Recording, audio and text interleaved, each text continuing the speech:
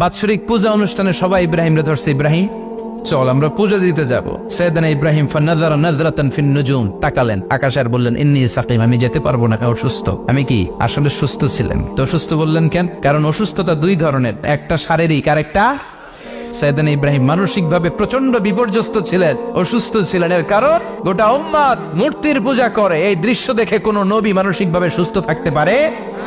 উনি বললেন আমি অসুস্থ, তোমরা যাও। সবাই বলল ঠিক আছে আমরা যাই। ইব্রাহিম তুই আমাদের ঘরের মূর্তিগুলারে পাহারা দে। মূর্তি পাহারা দেওয়ার জন্য কারে পাওয়া গেছে?